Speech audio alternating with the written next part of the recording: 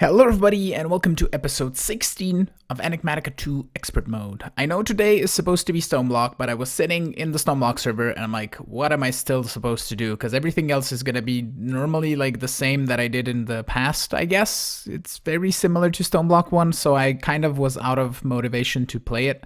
And until I get some, I won't be playing it, so we'll see. We'll just play Enigmatica 2. I've been having a lot of fun with this pack. It's really cool because everything is harder and it's more work, and I kind of got a bit demotivated a couple episodes ago, and yeah. But since then, I've been playing a little bit yesterday, and I reorganized some stuff around here. As you can see, some things are different. Basically, I changed all of this, so it's all on an import-export system, and the drawers are still, these I still need to replace. But basically, I have 5,000 of the diamond processors now, 10,000 of the calculation, and there should be 15,000 of these. Do I have it set to 10,000? I set it to 15, right? Oh no, I set it to 10. So let's get this on 15,000 of these. So that should turn on. But basically the way this works, gold is exported here and it's made into the printed logic circuits, and the logic and the diamonds ones have the storage buses on them because they need, also we'll need to set these to 10. Because that's the way we've been doing our storage buses. And these can store just a stack. I could also turn this guy off if I didn't want a stack inside, but that's fine. We have plenty of channels already used here, so I think we should be good. We're 18. It's not that many, but still. I kind of am using one set of channels for two sides. So basically this side as well, anything that we built here is going to run off of the rest of these channels, and this side is the other cable. And if we want to, we can bring in more P2P tunnels, and that should be fine. Do I have master volume on? I do. You're hearing desktop noises as well. Wonderful. Okay, so basically that's how this works. Everything is exactly the same. The only thing I turn on and off is with this level emitter, I turn off the extract on this channel that extracts into the drawer, which I said before I have to change to the acacia drawer. I don't know why I'm using acacia. I think it looks fine with the sandstone, and I could be using acacia planks as detailing, possibly like in betwixt here, but for the time being, the chiseled Celtic sandstone is fine. Okay, so then what I changed here as well is the chargers are now up here. I still need to facade them in the back, which I think I have those made, but I changed how I do the Fluix or the pure Fluix and the pure Certus. And apparently this is this filled up. Yeah, I set this to 2040. Did I set it to 2048? Hold on. How? It's probably something that I didn't configure, or something weird happened and it did a thing. Let me do visibility on facades because I have level emitters here. Did I set this to 2048? 128. Ah, that's the problem. This filled up the pure Certus. And we're going to have to either increase that and it's going to drain, but I forgot to set the machine to be high on redstone. That's what happened. Because this one is on high and it's set to 128 on pure Fluix, and it made a few extra because I didn't change it to high fast enough.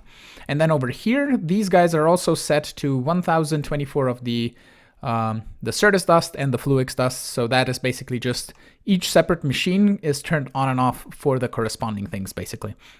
And it's very laggy because I have the facades visible. But okay, so let me just grab some facades real fast, just so we can make that a bit cleaner.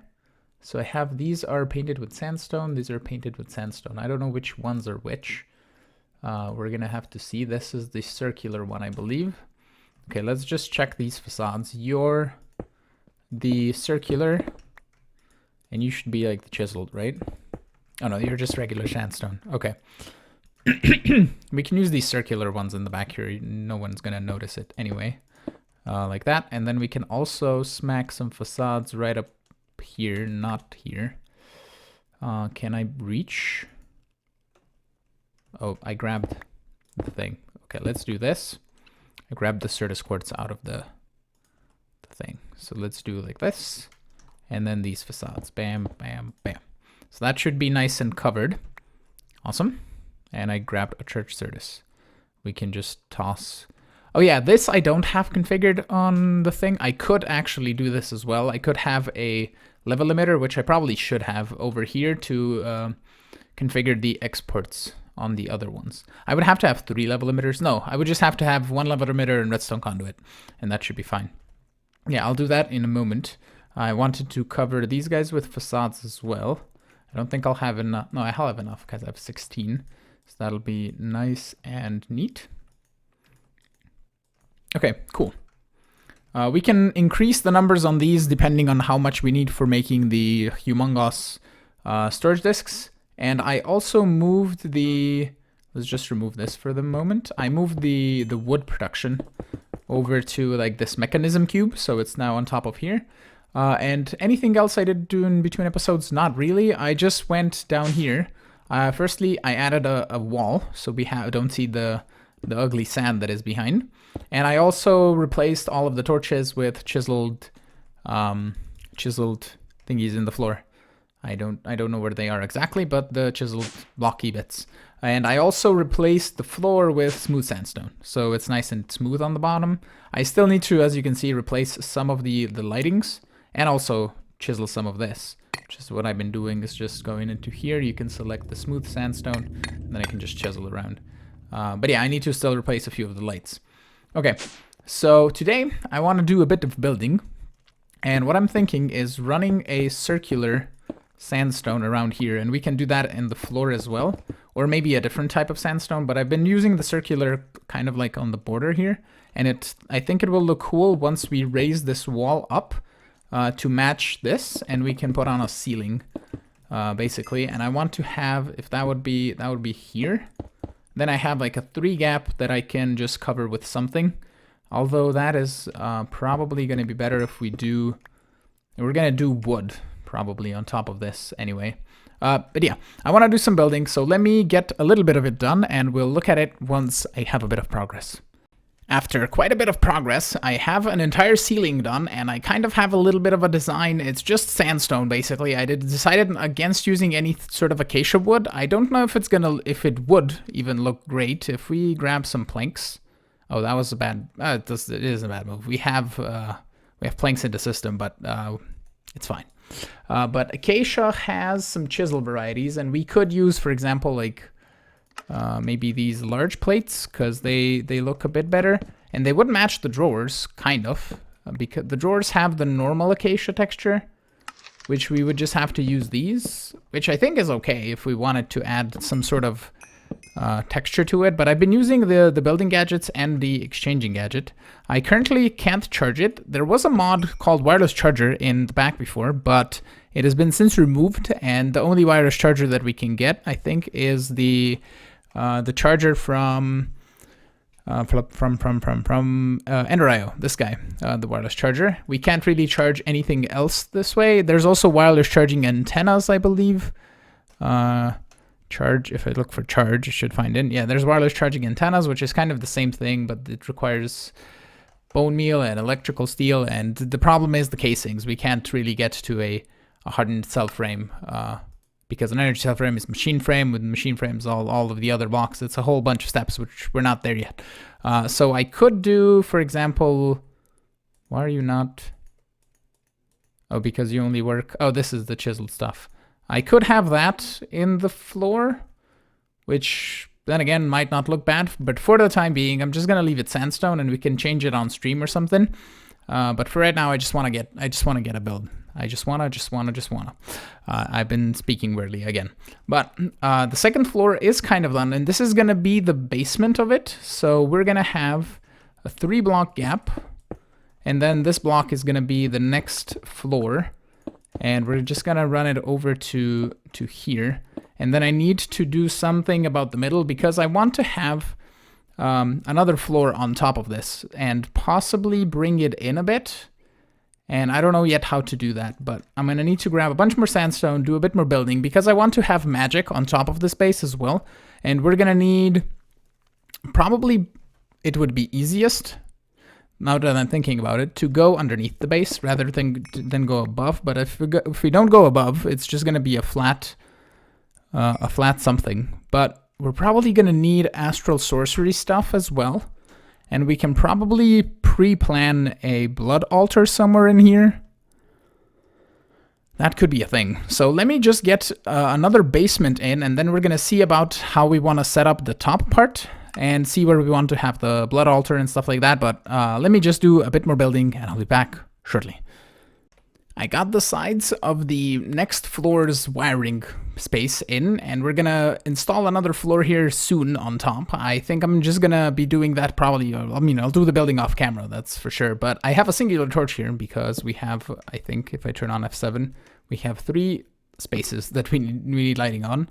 But what I'm gonna do is I'm gonna take this part of the sand down so we can open up the bottom of the base basically up to the sand, and also I'll do that here on this side because that's a whole lot of sand to remove this entire side. I'll just like remove it to here and then bind it over so it kind of like connects over to this mountain, just so we have the base open up to the bottom and we can see the bottom block because I think it actually looks nicer.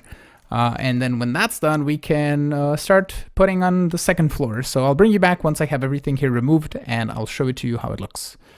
I have cleaned up around the base. We just have a pretty much flat land over here. We could possibly set up something for blood magic here because it's kind of a nice, neat, flat space, because we have the mob farm over here on this side. And there's this weird tower of something and also a lava pool, which I can probably remove if I want to, but I'll leave it for now. But yeah, we have pretty much everything around here cleared up, so it's not touching the edges, which is really neat. I gone around the entire base and made it look nice and pretty. I've also removed a bunch of the cactus that was around as well, which kind of, I don't know if it removes the purpose of the desert, but I might go back and replant some cactus later to make it look pretty. But we're just gonna take it out for now, just so it isn't in the way. And I don't know if I want to just do more building today, because it's just going to be a building episode. We're kind of like at a halfway point, and I'm already like half an hour past when I should be exporting this video. So this video might go out a bit late, but it is what it is. I might just record a lot of stuff on camera and finish this video quickly. But let me look at what things I can automate still for the moment. I'm gonna see what I can. I was trying to automate, and I think we can do, but it will require a bit of work. I've been setting it up over here. Yes, we can use XNet to automate. When did this get removed? Possibly when I vein mined something, or when I was, I don't know, it got removed. Okay, doesn't matter. Sidetracked. I was gonna automate this with XNet because we can use XNet to check the drawers and check what items there are still in there, basically. And what I can do is I can put XNet connectors on the bottom of the drawers. If we go underneath here, I'll do that quickly here. We can access the bottom of the drawers like so, and we can put connectors on them. And if we then use the connectors in... Hello, lava pool. What I'm trying to say, and I'm getting sidetracked by a lot of things, and I don't have torches on me, so that's going to be a problem. Let me go grab a torch, and then I'll explain. Torch. I've also been using torch arrows to light up the place around, and you just a diamond bow. So every time I go around the wrong way. So let's go down here, just so we don't get creepered or anything. Okay, so basically, with XNet, I can control the amount of items in a drawer, and I probably should be using XNet around the place more than I have been, because it's really cool and configurable, basically. It does require a little bit of power to run the connectors, but I think that's fine. So over here, what I plan on doing, basically, is I'm going to have drawers on the back here with an... Actually, I'm going to have drawers that are going to have just a stack of each of the items that I need to turn into plates. And then I'm going to have a connector there and a connector connected to the metal press, basically to the back, or I'll probably just have it connected to another conveyor belt. And my dad is calling me. Okay, I'll have to call him back. Hold on. Stop phone. Stop vibrating. Thank you. Okay. So basically... I can detect, for example, let's say we want 512 of the iron plates all the time. We can use the connectors over there to basically get it done. So let me just craft those, and we're going to get this crafted and done with, because at least the iron, gold, copper, tin, lead, nickel, steel, and aluminum plates we can get done because we have all of those ingots in the system, and on the and always producing is what I'm trying to say. And these we have not automated yet, the Invar, Bronze, Constantant, and Uranium. So we can't really go about doing that. But yeah, let me craft some stuff up from XNet, and I'll be back shortly. Alrighty, I have everything set up over here, and what you should understand about XNet is that this connection is basically, it can be anything. It can be power, items, fluids, logic, redstone, whatever. Basically, you decide what it is in here, and I'm going to explain simply how this works. I have connectors on all of these. Currently, these are disabled. As you can see, I can click on the upper, and then they're just disabled normally, because we're not setting up those yet, because those metal presses are going to be doing other stuff. For example, I decided this one's going to do wires, and then we still need to do gears and rods, and there's a lot of gears, so we might put another set over here just making gears, for example. But for the time being, we have over here a sensor channel, which you can just, if I select here, you set it for logic, and then you create, and you can set sensor or output. You can output redstone or detect like items, fluids, energy, redstone signals, stuff like that, basically. So we have a sensor one that is detecting if an item is less than 512 amount and it's equal to iron ingots. It should be iron plates, not ingots. And we should check on all of those. I have iron plates on me because I wanted to have this so I could test, but I need to grab 1 gold, 1 copper, not 2, 1, and 1 tin. So we are checking. Whoops. You can double click to highlight as well. We're checking for all of these plates in the system, basically in this connector system. So if it detects that drawer over here, which is connected, I have named it iron, gold, copper, tin, just because. So basically I can check here which drawer it is. So it's detecting this drawer and seeing how many items are in it, basically. And then we can set up an extract on the white, for example, and an insert on the connector that is connected to basically this. So it should insert iron as soon as I do enable processing on this channel and enable processing on this channel. We should see iron coming in like that, and it's gonna make until there's 512 plates. So for the time being, I'm just gonna toss all of these back, and we have all of the ingots here, but let me just grab these plates and I'm gonna toss them in, and it should stop exporting iron, I think. Yep, there it goes. Okay, I picked up a few, but that's fine. We can toss those back just to get made into plates. And we can also say on the extract, we can slow it down. We can say number of ticks 20. We'll see how fast the thingies are to make the plates, but we'll see basically. So if we set up another extract over here, we're gonna say another item, create. We're gonna say extract on the color gold or yellow. We're gonna whitelist gold. And we're going to say extract 20 ticks per operation, and we're going to say insert, create, and it doesn't matter what the whitelist is, but it's going to start making gold plates. And that is, I think, the perfect speed, or it could be faster, but I don't think I can switch it to be like 15.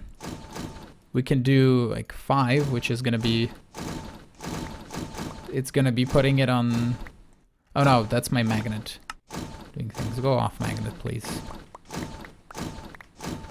But yeah, this is definitely too fast on the 5 ticks. So we can say 10.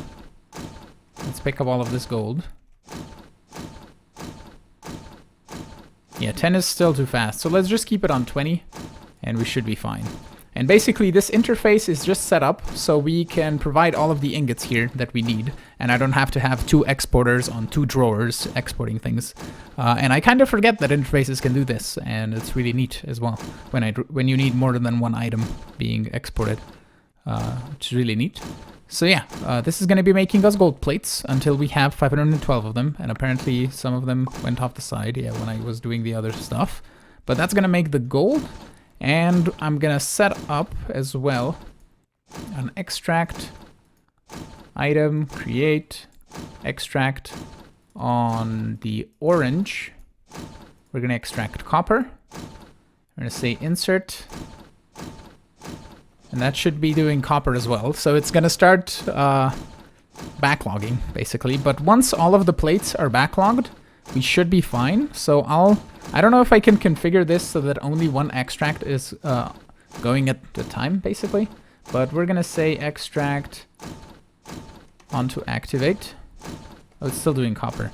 Yeah, I think I need this to be set up on redstone signals as well. Not sure. This gold is just processing still. Okay, so yeah, let me leave this be. I'll just, I think I need to do this on ignored because it's doing the sensor. It's activated on colors anyway. So I'll just leave the gold to get processed so we get all the 512 plates that we need. And then I'm gonna activate the copper and the tin and do the same thing for the lead, aluminum, nickels, and all that stuff. Because once we're gonna use a few of the plates, it's not gonna be a problem unless the recipe requires 2 of the types of plates, but we're not gonna use like 300,000 plates at the same time, so it's gonna be fine, I think. Otherwise, I would have had to have 1 metal press for each plate, and that would be a whole lot of metal presses, and I don't want to do that, so I want to keep at least 4 per one, so that should be good. Okay, let me set it up, and I'll be back shortly.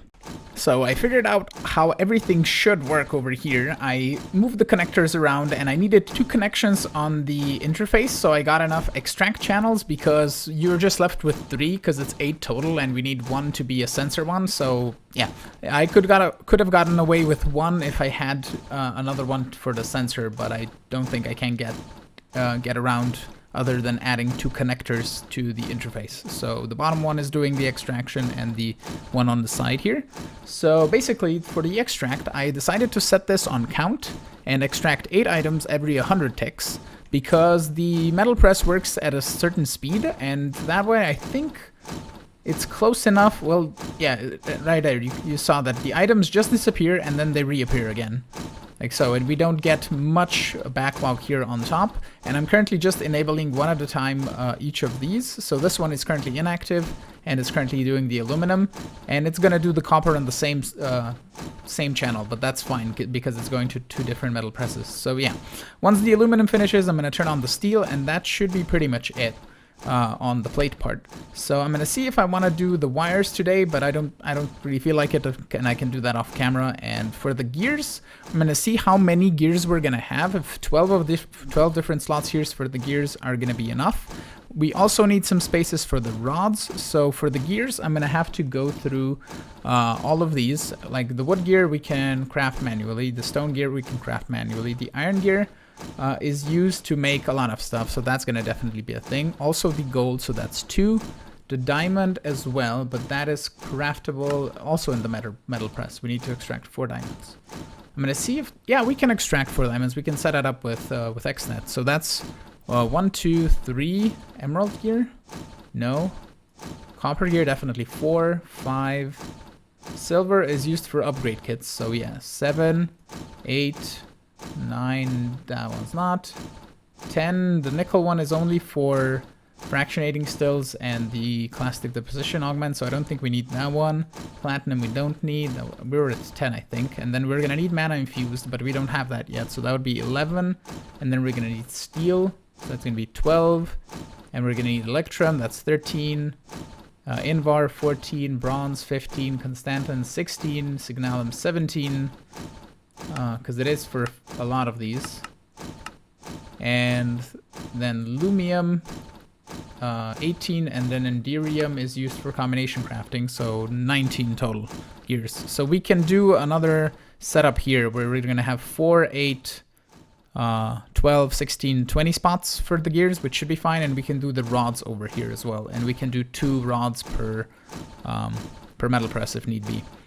And I don't know if I want to move these to the center and then do rods on the side, but it doesn't really matter. So yeah, I'll do the things off camera though, but yeah, let me see how much time I have left on this episode, and we're gonna see what we want to do next.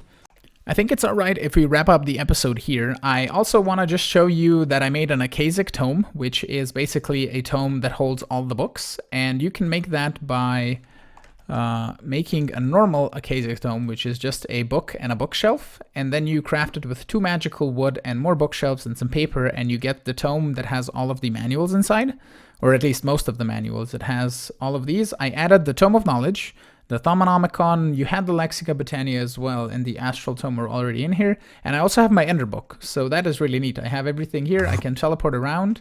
And the way this works, if you sneak and then left click, or I think it's just left click if I have something selected and I'm not looking, yeah, it's just left click to go back to the regular tome where you get everything. And then if you just click on it, you can access that.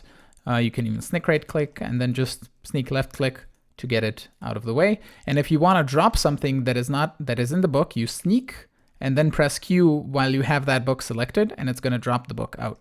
And to craft it back together, you just craft them together like that, and then you get it back. And it, I think, does it in alphabetical order, the way it goes down here. So that is really neat. I also am now using a Staff of Traveling to zip around the base.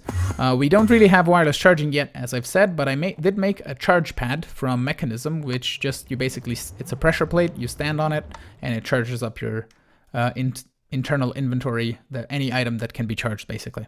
And I just have a conduit here in the back.